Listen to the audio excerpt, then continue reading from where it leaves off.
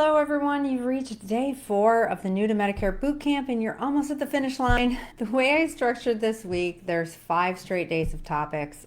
All the topics are in the best order for learning about Medicare for the first time, saving you hours of frustration, searching online, second guessing all the conflicting information that you find. I'm Pam Turner, the creator and facilitator of the Medicare Facebook group known as Navigating Medicare the Easy Way. I help you to put aside all those fears and worries about getting onto Medicare and enrolling in the right plan by streamlining the whole process for you.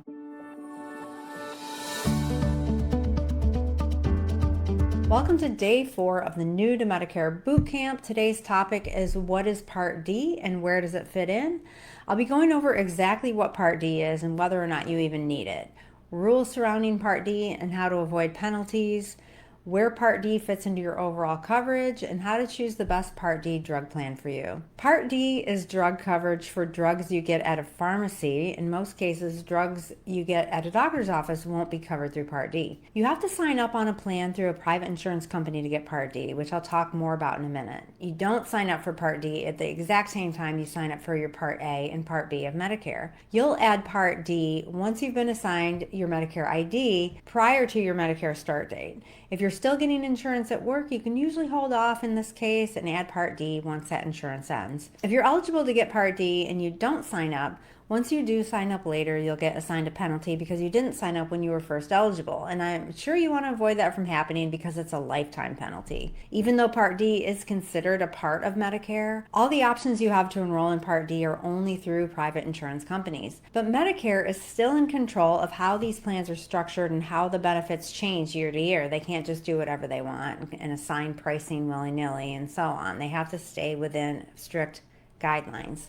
Changes do happen each year with the drug plans, and Medicare regulates and oversees all the drug plans with every company. But what if you think you don't need Part D? The most common reason people don't sign up for Part D is they think they don't need it because they don't take prescriptions. But one of the biggest pitfalls people run into is never signing up because they just don't need it. They never heard one thing about the fact that there's a penalty involved. Some people go years without Part D. They finally do sign up when they need it, and they end up with a penalty that causes a permanent increase in their premium, and that is lifetime, an amount tacked on every single month to your premium. So for those that take no medications, I encourage you to at least get the lowest cost drug plan to prevent a penalty.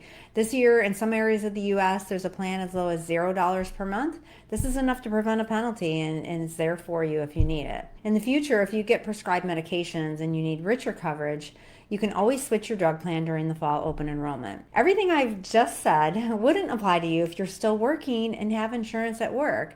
As long as your drug coverage is at least as good as Medicare's, which isn't hard, this is called creditable coverage. You can check with your HR department to see if your plan has creditable drug coverage. It means that this drug coverage is at least as good as Medicare's drug coverage. Having drug coverage that's at least as good as Medicare's, such as most group employer plans, VA coverage, or most retiree plans, you won't get a penalty if you sign up for a drug plan later once you lose this coverage. But you have to sign up within a certain window of your other coverage ending. The way the Part D penalty works is you only get the penalty once you do sign up. If you decide you never want Part D and you never end up enrolling, you'll never see a penalty. But if you do sign up and you get assigned a penalty, you get a certain percentage added to your regular plan's monthly cost. The penalty is 1% of the average national base plan premium. It's figured at $36.78 per month for 2025. So that 1% penalty is about 37 cents per month penalty for each month you didn't have Part D when you were eligible. If you went without Part D for 24 months, that's $8.88 added to your monthly premium every month for life. If you went without Part D for 5 years, it would be $22.20 added to your monthly premium for life. So now that we established it's probably a good idea to get it, where does Part D fit in? I already mentioned you don't add on or choose a company when you're first enrolling in your government parts of Medicare, Parts A and B. I talked about that this Part A and Part B sign up process over the last couple of days in the boot camp. You'll need to either buy a standalone Part D plan if you plan to keep your original Medicare and pair it with a Medigap plan, or if you decide you want to enroll in a Medicare Advantage plan. Part D is bundled into most Medicare Advantage plans. You can't get a standalone drug plan alongside a Medicare Advantage plan except in rare cases. People often ask me, what's the best Part D plan? They'll say, I heard about this or that company. Are they any good? You might have the misconception that if you only knew the drug plan that had the best benefits for the price, you could join that plan and you'd be set. You'd be covered no matter what medications you take, and unfortunately, it doesn't work that way. People sometimes think, if only I understood how the plans really work, I'd know what to look for in my search. But you'll find out you have to start your search based on the drugs you currently take. I've seen people make these two mistakes. The first one is they sign up for a Medigap plan with a certain company that happens to also offer a drug plan. They assume that since it's a good company and they trust the company, they might as well enroll in the company's drug plan also. This is a big mistake if you do it without checking how your drug list will be covered under that plan and compare it to other drug plan options. More often than not, you'll find that your Medigap plan company's drug plan is way overpriced for what you need and the coverage you'll get. Another mistake is signing up on a drug plan when you first turn 65 and then never ever reviewing it again. This is a huge mistake. These two mistakes could have you paying double or triple what you should be paying for your drug plan and copays. So how do you find the best drug plan for you? The truth of the matter is there's no one best plan. The only way to get the best plan for your situation is you have to do a plan search based on your current drug list. There's no way around this. You can't just look at a listing of plans and know from that which way to go. That's because every drug plan is not required to cover every single drug. Plans are only required to include a few drugs from each therapeutic category. So the only way to know if your drugs will be covered is to do a search either on a call with me, on Medicare.gov, or on each plan company's website. Here's one of the biggest benefits you get when you work with me. I have a system that I use. It is an agent-only online search tool. Many agents or brokers are quick to sign you up on a Medigap plan and then just move on to the next sale and never get into your Part D drug plan options with you. The process I'm going to tell you about is what I do with everyone I work with, and it's completely free. I'm also going to tell you today about what your options are as an individual consumer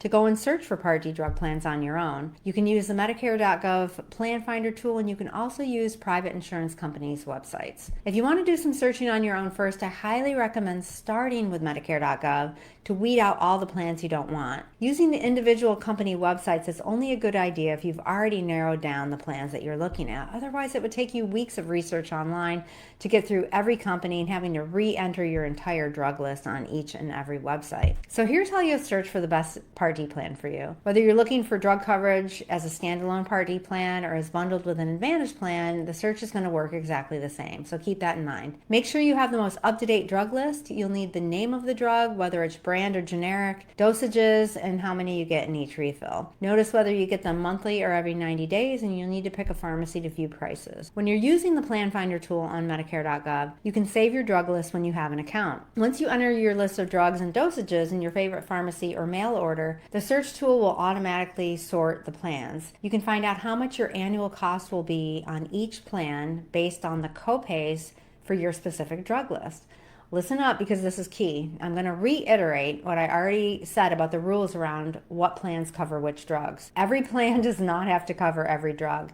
And did you know that every drug plan can charge different prices for the same drug?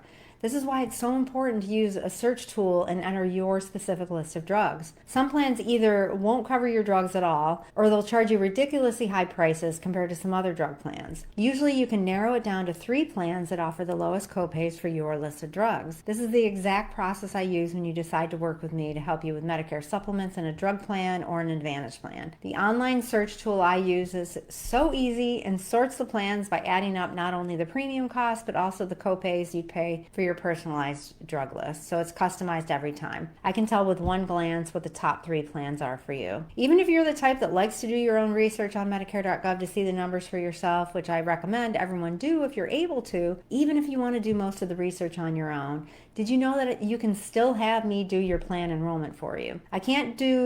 Now this is important, I can't do drug plan only enrollments anymore though, because most companies don't pay us brokers anymore for this. They just pulled the rug out. They're only paying for Medigap and Advantage plans. But when you choose to enroll into your Medigap or Advantage plan through me, you automatically get my support ongoing for your drug plan. This means helping you find the best drug coverage for your situation from day one, and making sure that year after year you have the best fit for you. So this is just a free added service I'm dedicated to providing to my clients that have Medigap and Advantage plans with me. When you work with me, which is always free, Not only do you get an additional second opinion of the plans, say if you did your own search, so I'll give you a second opinion of those plans that are available to you in your area and based on your situation. Once you're enrolled, I'm your broker ongoing, which means you have an additional layer of support automatically. You get access to me to get personalized help when you need it, and it costs exactly the same as enrolling on the phone directly through the company or signing yourself up online. But the problem with either of those two methods is that you're left to fend for yourself when you have problems that might come up through the year, and you don't have someone in your corner to review this drug plan every year during open enrollment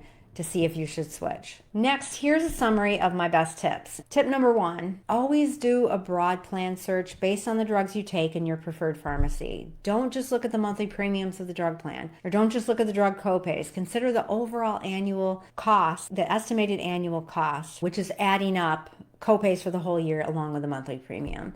You can check pricing at different pharmacies as well as mail order when you're using the online search tool on Medicare.gov. Tip number 2, once you have your top 3 lowest cost plans, cross-reference the drug prices on GoodRx.com. Check the retail and the coupon price. This will let you know if one or more of your drugs are overinflated in price on the Part D plans.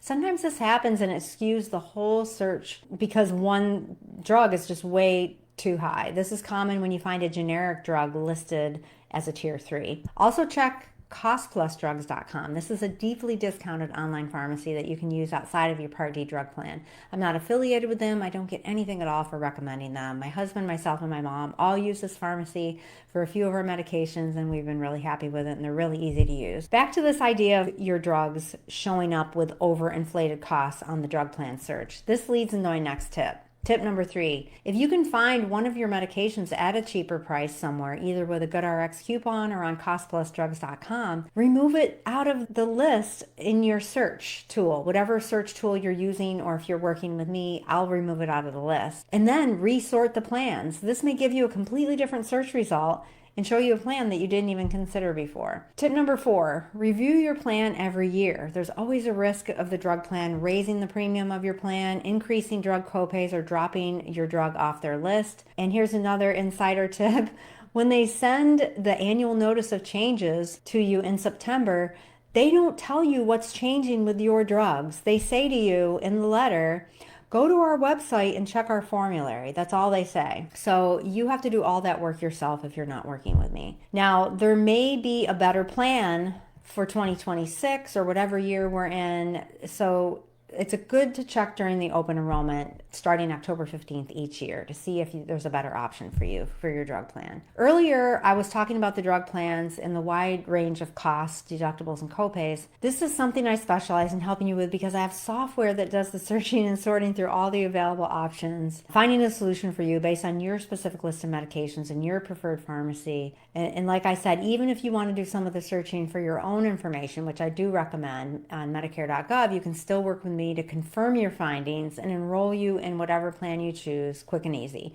When you work with me, our relationship doesn't end there because you get ongoing support for the life of your plans. Whether you're completely new and need hand-holding through understanding all the basics of Medicare, whether you need help transitioning off of a group plan because you're retiring, or maybe you need help deciding whether you want Medigap or Medicare Advantage. These are just a few of the ways I can help you and get you to the finish line faster with peace of mind. You can check my availability and book a call on the contact page over at decodingmedicare.com. The day 5 topic is dental and vision on Medicare and what's the yearly maintenance you need to worry about for your Medicare plans. Enjoy the rest of your day, and I will see you in the next video.